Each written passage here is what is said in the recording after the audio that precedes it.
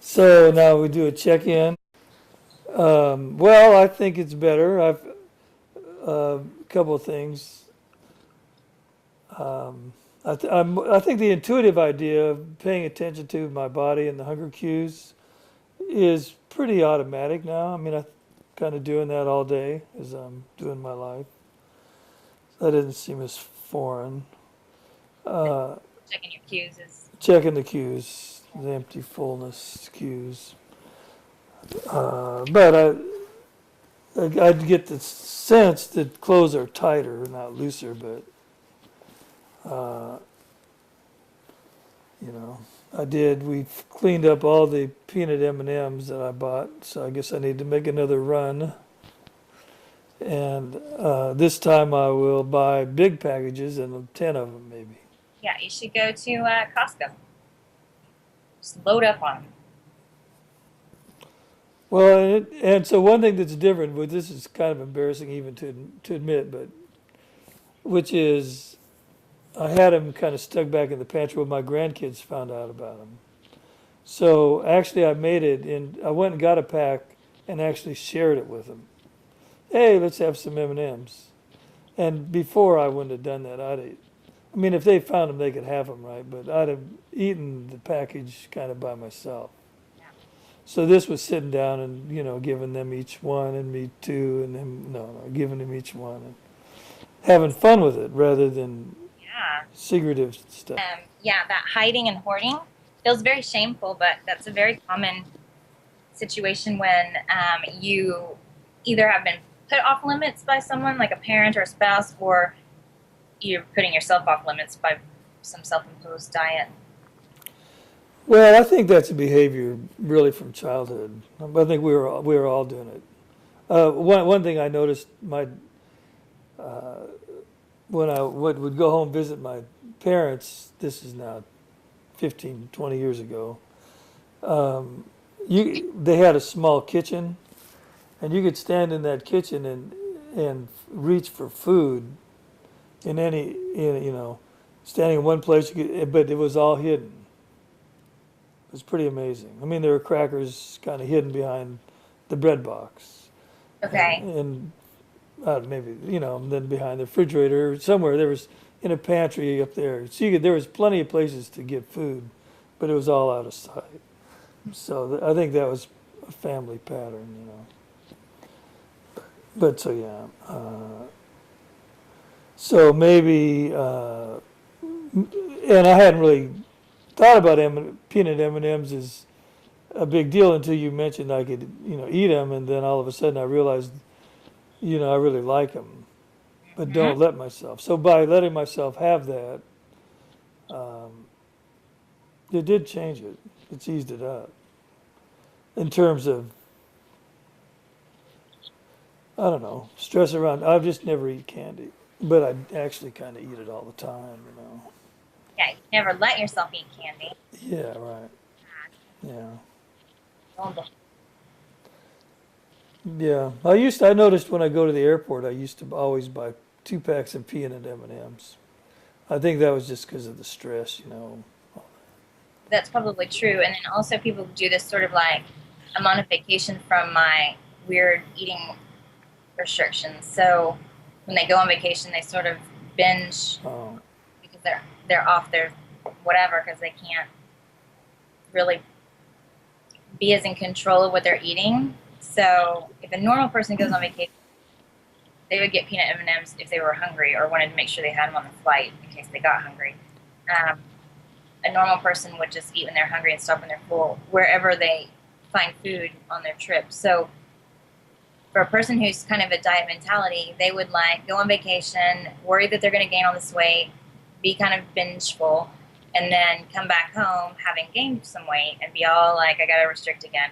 Whereas a normal person is like pretty chill about the food on the vacation and then eats according to cues and then comes back just as same as always. So is there a way to not say normal person? I mean, like that makes me feel abnormal. okay, let's see. I mean, we can say intuitive eater if we want to say. I Oh, mean, okay, it's normal eater really is what I mean. You're a normal okay. person, I guess, but Me and no. It's just normal would be sort of indicating like never been kind of trained out of their biological cues. They're still eating sort of according to just normal biological. Okay.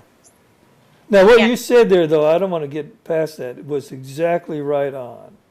I'm getting ready to go, and I have taken a lot of weekend trips to, let's say, my hometown, So, but I go there with the mindset, if I come back and I eat normally, prior to the intuitive thought, but anyway, within bounds, then my clothes will fit like they fit when I left.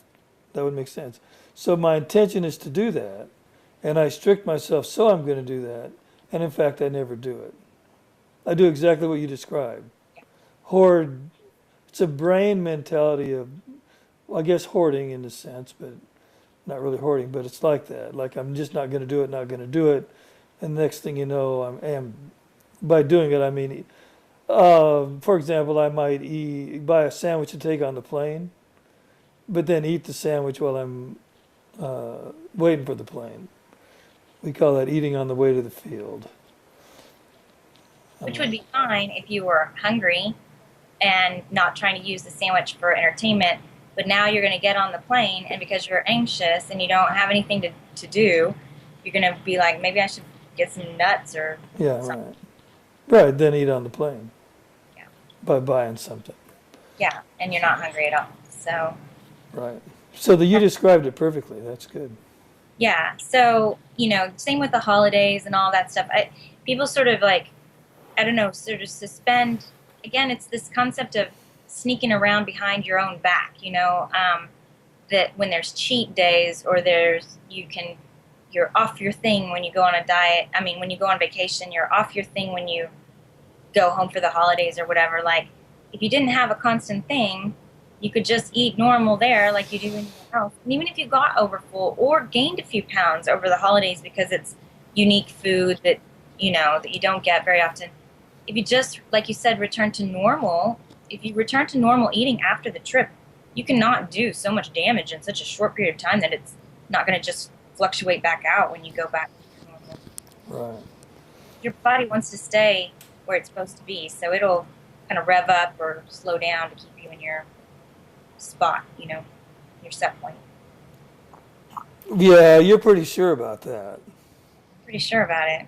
That the body has a certain place it wants to be. Yeah, no, I mean, it's not like I made this up. Like, research shows that your body will speed up about 25% metabolically or slow down 25 to 15% to keep you in. So it speeds up to keep you from going above, and it slows down to keep you from going below your set point. Does that make sense? Makes Yes. me Yeah, sure. makes me think of a spring, kind of like you can stretch it to a few pounds below your set point, but it's going to want to spring back in. That's why people will be like, I can gain weight like that. Well, yeah, if you're artificially keeping your weight 5 pounds below your set point, of course you're going to gain weight like that because your body's springing it back into its set point. But at the same token, your body also doesn't want to be 5 pounds above your set point. You just maybe don't know exactly what your set point is. You may think, oh, I'm so out of control, but your body's got this. You, again, are a ridiculous example because you're clearly in your set points. If you're not in your set point, you're pretty dang close. And the only reason I could think of you not being is because your eating pattern was weird, but your body is perfectly normal, and you just are like so body dysmorphic, not even take it. Oh, really? Mhm. You But may be wrong. oh, I No, looked you're at not. the AMA article that we discussed. I kind of mentioned that the American Medical Association had put something out in January. I forgot that. Yeah, so I looked it up. It's just AMA article on set point? no, it was Oh. on obesity and the BMI ranges. Oh, that's right. So it said again what we've been seeing from the CDC was that the overweight category was the most protective. That's the most sort of healthy category to be in, and that the obese and normal categories have a very similar mortality level or whatever. Oh, right. Um, and that in general, the all the obese levels combined are no more dangerous. You know, like if you had overweight plus the obese and whatever, like all that combined is no more dangerous than the normal level. So it's just, and I encourage anybody to look at that. I'm trying to post it. I'll post it on my website, but You can send me a link and I'll include it in the yeah. blog post. But this is just repeated proof, repeated science supporting that even if you think you should be X number of pounds, but your body wants to be a different number of pounds, you can fight the good fight all you want, but you're really wasting your efforts. I mean, you really should come to grips with the fact that if you let your body be in its set point, it'll want to stay there. You won't have to give much thought to what you're eating and when, yada, yada. And then you can use that brilliant mind of yours to do more important things than think about food.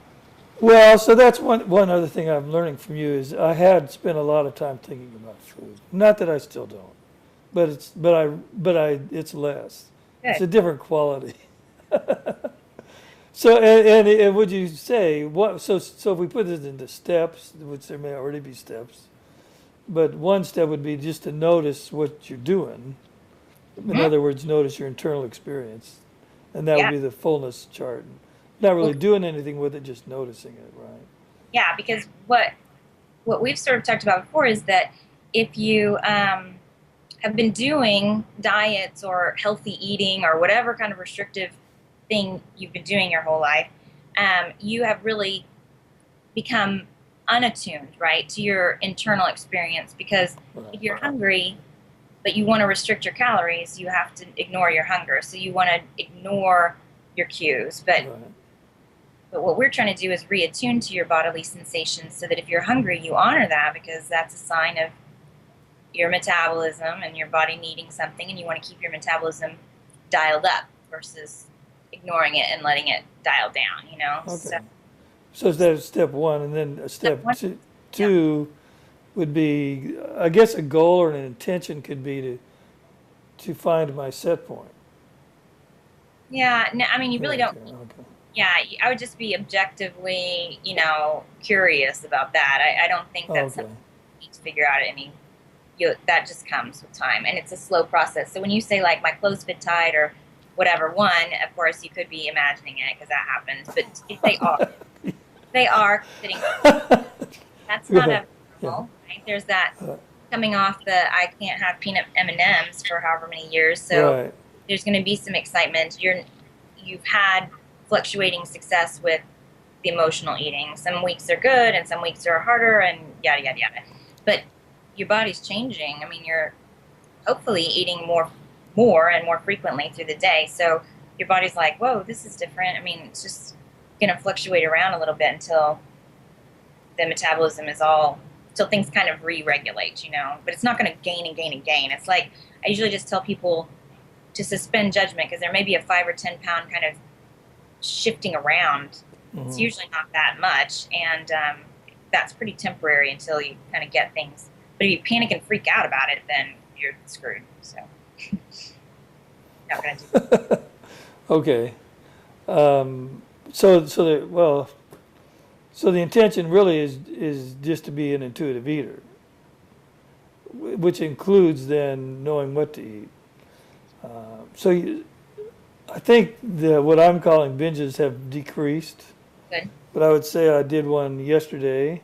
And it interests me that I still do it, even though I know I'm going to talk to you about it. I don't Yeah. know. But anyway, so yesterday I think I ate.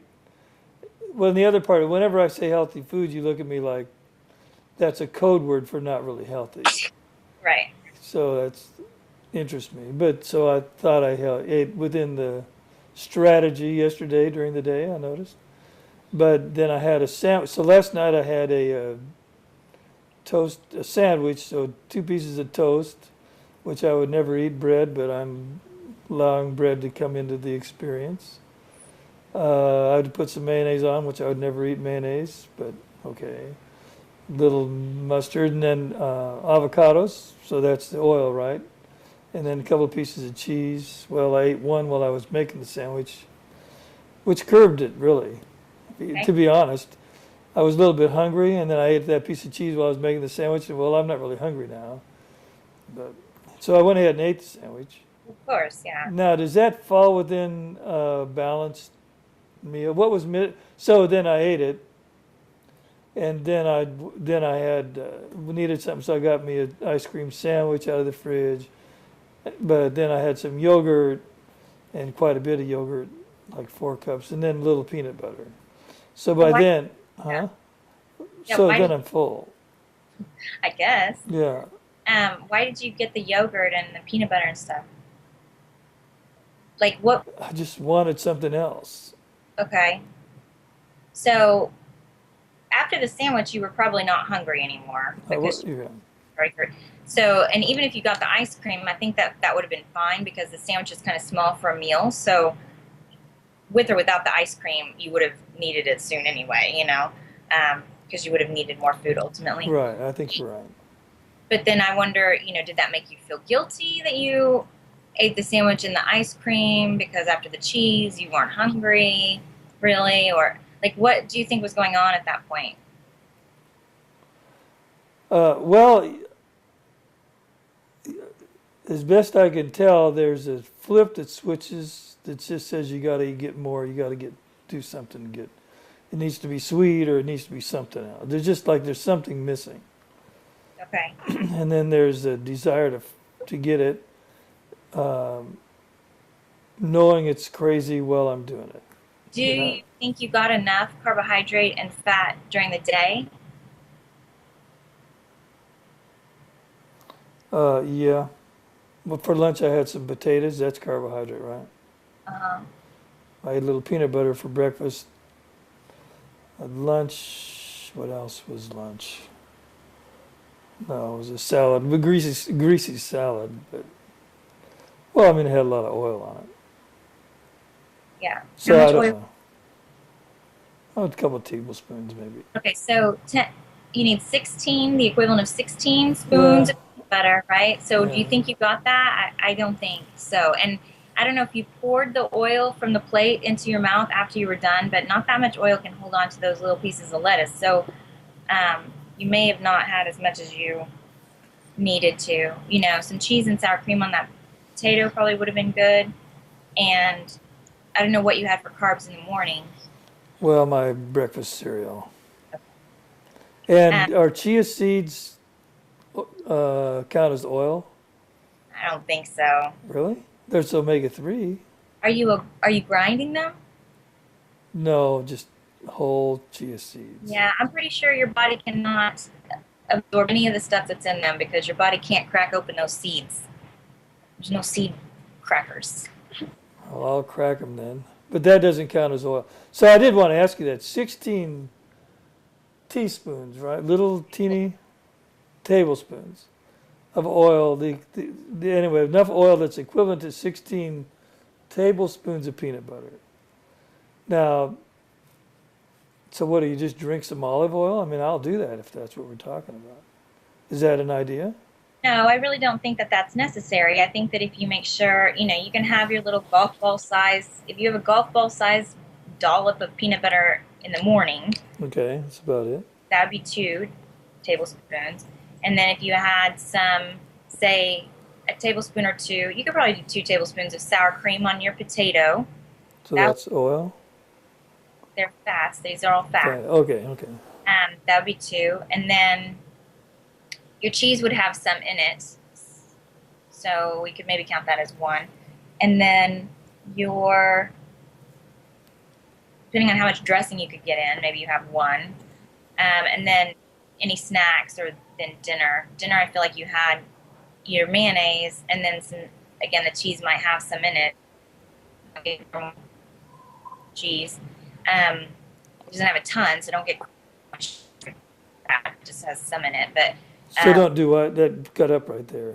don't Uh, crazy with your cheese being a fat 'cause it doesn't have a ton of fat in it. It just has, I see. of the foods. Some of your foods will have fat in them, but not very many.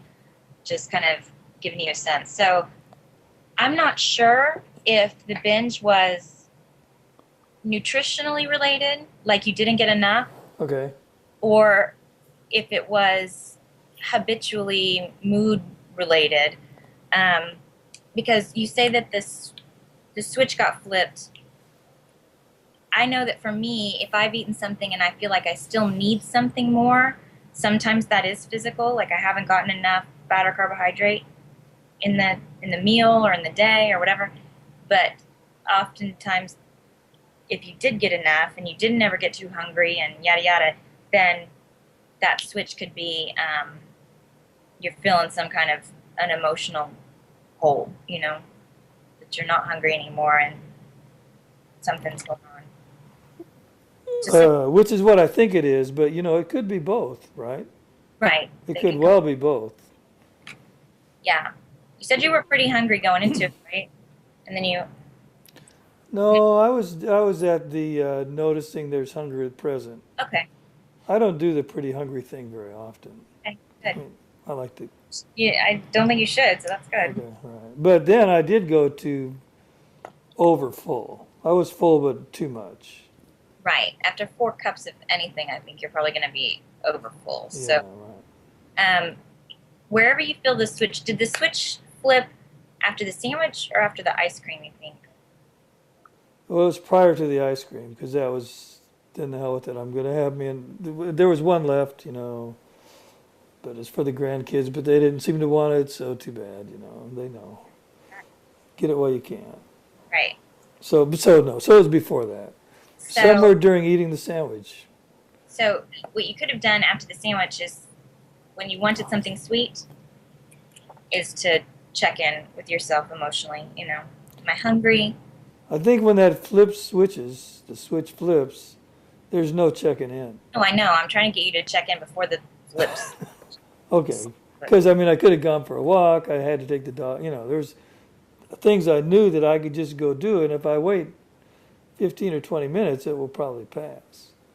Right. So my question is, do you think you could check in after you finish the sandwich, thinking that you want something else and you're not hungry, or do you think you need to check in prior to the entire meal?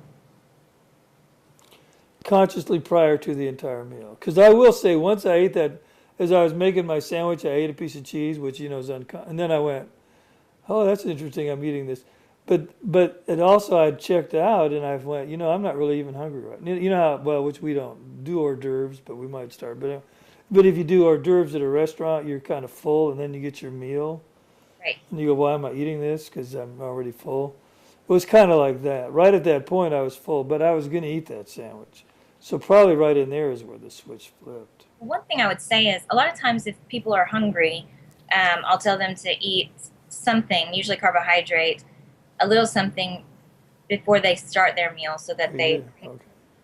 Okay. kind of take the edge off a little bit, so it's not like this crazy fast feeding Oh. frenzy. Okay. I think you took the edge off with the cheese, and you weren't necessarily hungry, but you still needed to eat. Like if you had hunger Okay. before the cheese wasn't enough. So Right. Okay. yeah, what that would do basically is hold you for 30 minutes, and then you'd be right back to hungry. Yeah. And then So I would binge. So okay. So that was good. So yeah, I don't know. I think there's conditioning maybe with evening time. I'm just trying to figure out. Part of it is this conditioned patterns, I think, where you start going into old patterns. so this was yesterday, right? So you Yeah. had kids over, but you didn't see any clients. I don't think I was stressed somehow. You didn't feel stressed because No, not conscious. Do I? having kids over can be stressful, right? Yeah, they were over Saturday. Well, they were. It was fine. They Okay. weren't. What did you do yesterday? What did I do yesterday? Oh my gosh. Well, I worked on the website a little bit, but I tried to not do that. Got to stay off the computer. Um, oh, I know. I helped Kay. My wife has spots in an antique mall, a couple Mhm. of them. So I went and we unloaded a couple pieces of furniture, Okay. which you might be interested in. It's beautiful. No, okay. So, so that really wasn't stressful. She didn't gripe at you, or No. she doesn't do that, huh? She's one. Well, if I'm helping, it's good. Right. That's, Um, no, I don't think we're going to find, so you had no feelings. There had to be some kind of feelings. Maybe you felt like you should oh, have on your computer more or something. oh, you mean prior to eating that thing? Hmm. Mm, I'm not aware. Yeah, it doesn't have to be bold, but this is why you should be checking in throughout the day, like we talked about, because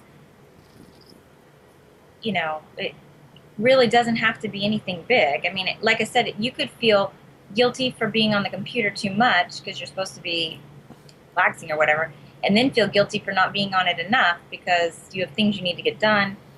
Like, tuning into that is really important so you can talk yourself through, like, wait a minute. You are good enough just as you are, Jordan. And it's really not, it doesn't have to be that somebody killed the dog or whatever. Like, it's Yeah. just those things, the negative self talk. And so, Okay, so you think those kind of things can flip definitely, the switch? definitely. Because once the switch is gone, it's forget it for about a while until I finally get back on track. Well, and you So, might find that that changes. Sometimes people will say, like, I started, but then I figured out what I was doing and I oh, senses or whatever. When you were talking about steps, one of the things I say about emotional eating is that people don't know they emotionally eat. People think they just suddenly think of food, and because they're out of control of food, they go eat it. But there's no emotion involved, so they don't think they emotionally eat. yeah, right. They have willpower problem or whatever. Yep. So that's like not even step one. That's like pre-step. And then step one would be identifying that you're eating, not hungry, and that that's an emotional eating situation. So even if you chose to go eat, even though you're realizing that, that would be an awareness that it's not just this spontaneous love of food. There's something going on. And then getting to the point where some of the times you don't go eat when you realize it's not actual hunger, even if some of the times you do go eat. And then ultimately getting to the point where if you're not hungry, you realize that it doesn't make sense to eat, like something else is. Yeah. Well, you're helping me see a couple of things. One, which we addressed earlier in a different way, but you could be hungry and emotionally Yeah, charged as well. Those can pair up. But now I guess you're saying they could disguise each other, or you didn't say that, but where could they happen. can snowball each other or whatever. Yeah. And the other thing, you did tell me early on, and I don't do this really, so I kind of check throughout the day, but I think you said, well, do it, pick certain times where you do check. I think you did, like morning, night, but We did that to as a memory tool, but I mean, I just check randomly through the yeah, day okay. to stay, kind of try to, whenever it's quiet, get a moment and check it. So as long as you're remembering to do that, you don't have to make it like rigid or anything. Well, it occurred to me though, I might consciously not do it, no, or unconsciously not do it at times when I need to do it. Oh, that's a good point. Is that, Yeah, well, that's good. the mind can do anything, so yeah. Well, I definitely think the pre-dinner would be a good time to check in. Okay. That's clearly a spot for you. And the other would be when you have a missed appointment, when someone no shows would be a good time to check in. All right. Okay. Yeah, I can do that. So what is it that you want to do with your Sundays? Work, So but then why did you not want to be on the computer too much? because I did it all the day before, I No. got to get my brain, come on, enough. I guess, play the guitar a lot. Okay. I did mow the yard in the morning. I try to make that a day where I do relax. Um, so, but I don't know. See, I just think that evenings.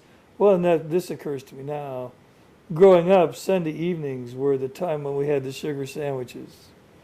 It Ah, would be a big, you could put butter on it, right. put it in the oven, toast it a little. Yeah, I went through half a loaf of bread one night, yeah. and no one said nothing. So, but this is your family made these, or just you? No, just me. You created the sugar sandwich? Well, it was a something we would eat. I don't know where I got the first idea from, but So you might be the only one on Sunday evening having sugar yeah, sandwiches, right. Or we might all have one, get a little treat, and then right? I'd be in there stuffing them down. Can you imagine what may have brought that on when you were a child on Sunday evening? Oh, well, yeah, I don't know. Just family stuff, dynamics. I Okay. don't really know. Worrying about going to school the next day Yeah, would be I one was thing. Sunday evening is a hard evening for a lot of people, or Sundays can be hard because they're about to restart their week. So their work, if it's stressful, school, if it's stressful, and because school was stressful for you, that's exactly what I think it would be. Oh, okay, right. It's your family dynamics, it's a cherry on top, but um, being worried about going back to school makes a lot of sense to me that you would want to binge How that did point. you know school was stressful? Because you told Oh, me about, uh, yeah. okay. Well, I mean, you didn't tell me that specific, but you said people were rude to you and stuff, so I assume that school was stressful. Oh, okay. Um, so, so that makes sense to me. Okay. All So I'm that just, therapy you paid just for, what? all that therapy you paid for, should have gone right here. Just kidding. Hey, Yeah. So what were we gonna say? I think I was going to say Sunday evenings were strongly paired up with stress. And I think that could be part of what's going on. And what you're helping me see, like the sandwich yesterday could be a mixture of not enough protein during the day, maybe. I don't know. No, okay, not enough oil or others. And, Anyway, and you may have been fine because you did try to have carbohydrates and fats in your other meals. I mean, it wasn't a right, ridiculous amount, but you may have been fine. I'm not right, even, after talking to you, I'm not sure that that was the issue. okay, You may have been more emotional than anything. right. But these things can all be paired up. And part of what the treatment is to slow it down, check Yeah, in, feel yeah. into it. Because you know what? If I was in the post sandwich point and I wanted to get the ice cream, if I was able to, I would say, what's making me want that ice cream? And it would be a totally legitimate thing to have with a sandwich because to me, if I have a sandwich, I need something else with it. I'm gonna have a cookie or something like that, but the sandwich would need to have chips or yogurt or it needs to have two or three sides. So I might have a cookie as a pairing. Um, but if you were full, if you were satisfied and you didn't really want to, that wasn't just a natural thing to you, I would ask myself what it is. Do I feel it inside? Like there's something inside that I'm deprived of? Does my blood sugar not feel like it's brought back? Or do I feel kind of that I'm still wanting something on a physical level versus I'm filling a void, you know, or things have snapped or whatever. Like I guess if you could be mindful, you wouldn't be dissociated, and you're dissociated when you're binging. Wait, So let's get that one. Are you going to tweet that? I'm not much of a tweeter, but I Really? can't. I'll I tweet it. somebody tweeting for me. Are you okay if I tweet that? You tweet it, buddy. If you could be mindful, you wouldn't be dissociated, Right. which means, and then what'd you say after that? You don't know.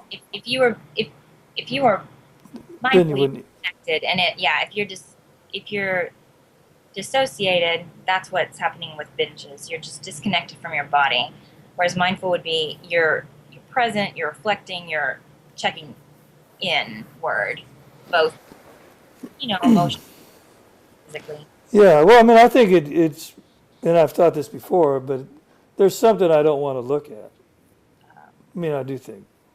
Yeah. I mean, And the thing is, I'm reading this really cool book called The Bliss Experiment. It's really cool. He's got a ton of good research, and it's just so many things that I think all compounded into this one awesome book. Anyways, um, he was talking about how, let's see, yeah, that it's basically that the reason we do the shopping or the gambling or the drinking or the eating is because there's something that we don't want to look at. and we think it's really, really scary Right. to look at the thing, you know, but it's really not that scary. Like if we actually faced it head on, if we stopped running and turned around and looked at it, it's probably not that scary because if I was guessing, you're taking these old wounds that I don't think are healed from your childhood and applying it to, you know, tomorrow I got to work. And even though you like what you do, what if somebody doesn't like me, or what if I don't do the thing right, or, you know, like it's starting over tomorrow and there's susceptibility to judgment. And I used to get into these slumps about work, like what, like, oh, I don't want to go, even though it's like I love it. I love what I do. So I had to really step back and think like, what's that about? Because it can't be the actual situation. Like I really love this. There's no other career that I've loved or that I would want to do instead, you know? So, Mm-hmm. so I think it's good for you to like stop and think, is this coming from some historical issue that's not even an issue anymore or shouldn't be an issue? Wink, wink. Right? No, I missed it. If it's coming from an issue that shouldn't be an issue, or Yeah, it may be a historical issue yeah, that that's still an issue that shouldn't be an issue, even if it shouldn't be an issue, like body image stuff, you know, because you're still distorted about your body. You may still fear some of. I'm just you saying, might be wrong though. I might be right. You feel you fully accepted the awesomeness that is Jordan Schaefer. No, I thought you were going to say, uh, you know, Jennifer Perea. Well, that is, I would say it more like Jennifer Pereira, Pereira, thank you. tricky Brazilian name, thanks to Okay, her husband. yeah. But that is true. Poor Jennifer didn't always feel that way, but now She's into the awesomeness that she is. yes, she's But aware, no, the other awesomeness, no, I have not. and that helps me see the awesomeness that is Jordan. But poor Right, Jordan. I Yeah. know it. So I feel like you're bringing like your 8-year-old boy potentially. I mean, I don't know Oh, everything okay. that's going on in your head on Sunday nights, but I could kind of see that resurrecting. You know? Yeah, it could be those engrams. I call them engrams popping up. Yeah, So it's yeah, pretty strong. Okay. yeah. Your Instagrams. My Instagram's in my head. So, Okay. so down with the social media. Oh, really? Yeah, no, Down with it means down could means both things, you know. But you no, did like this with your finger, so I think you this is meant. cool though. Like that was Oh, my that's get up. cool. Yeah, down slash hip. Okay. Yeah. All right, we better pull back from that. So yeah, that would be good. I mean, and especially if you know there's a trigger time. So if Sunday evenings are a trigger time, or no Well, shows are a trigger time. yeah. Most evenings. Yeah. But I want to say it has been going better over the week. In fact, I think that was like the only one or Oh, good. two that were like that. So it stood out a little, I think. You doing better with not having salads as meals? Yeah. Well, I just pour olive oil on them and eat crackers. Is that What do you mean, no? is that scrumptious? Do you enjoy vegetables with olive oil and crackers? No. No. Why don't you just have real food? Well, olive oil is real food. You Mm. said to put oil with it. I said to Well, put fats with it. I mean, fats. um, Yeah. you know, oil's an option. That's an option. I would just rather. Do you know? I read this study, and I so wish I could find this to give you the reference. But it was in France, and the study was that you are more metabolically active, like significantly more metabolically active after a meal if you enjoyed it than if you ate the same exact nutrients in a tasteless, you know, hodgepodge that you did not enjoy. So But if what I else for oil then? You talking avocados, what else? Cheese, but don't get your oil from peanut butter on my salad? I don't know. well, I mean, you can put oil on your salad if that's your preferred dressing. You could also put ranch or blue cheese or something like that on there. Oh, If you, I see. Okay. and the good thing about those is that they're a little bit more thick, so you might actually get some of it. You know, like when you're splashing oil around, like only so much oil actually makes it into the awesomeness, right? And Yeah, right. and then crackers. I don't know what kind of whole wheat double fiber grain fantastic crackers you had, but those don't sound that good. If I was going to have a carbohydrate on the side, I might choose to have some cookies after, or like a roll or two, depending on the size, or a muffin, a big muffin, or something like that. You just need to have a hearty, preferably delicious carbohydrate with it. Oh, So, okay. but still, you guys with these salads is ridiculous. I mean, salads are side items, so you really need to kick it up a notch. Okay. Good for Kay. To talk to Kay about her own needs. Yeah. Okay. All right. So only one or two issues, right, on the evenings? What about through the daytime? How are you doing at work? Better. I think better. Yeah, it's been a lot. I think since eating the peanut butter with breakfast, adding in the oils during the day has made a difference. Good. I do think. Good. So you got that part right. Hey, thank goodness. Very good. Maybe they'll let me keep my license and registration. Yeah. Okay, so let me see. I don't know if I wrote down what we were gonna. Just gonna see if there's anything else we specifically wanted to address. But I don't know if I even wrote anything. Yeah. Maybe I didn't.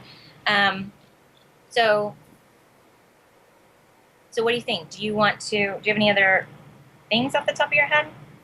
Um, no, I was gonna at some point ask you if you wanted to talk about. Didn't you work for a weight loss clinic where they did the bariatric surgery? So I'd be interested to know um, what that was like. Yeah. If you still think if you think it's a good idea to do that, or you kind of your experience or your take on that. I mean, I can tell you briefly, and then we can talk about it some more next Okay. time we talk. It is kind of a big topic, but Okay. um, I think I really liked working at that clinic because it was the first time I got to be with individual clients. That was a lot nicer than just whatever I'd done before. But while that can be a tool, I guess it's a tool for starvation. So it slows your metabolism down. It's kind of rough on your body, and your body's breaking down a lot of things that you need. And you're not really changing the relationship with food. So what I would see is that people would call, 2 weeks out of surgery or whatever, and be like hysterical, crying because they can't have pizza, or these kinds of things that they had used to regulate emotion. So bottom line is, you're using a superficial tool to fix a not superficial problem. Okay. So you're going to not know what to do with your feelings when you can't eat, and it causes issues. And so one of the reasons I think revisions are like ridiculously high is because people are ultimately able to start binging again, and because the little stomach stretches out and they start using food emotionally, and then they need a revision, which you're taking this stretched out, thinned stomach and re-smalling it, and I just think, ugh, at some point that little guy's gonna pop, and what you really need is some therapy and maybe some intuitive eating,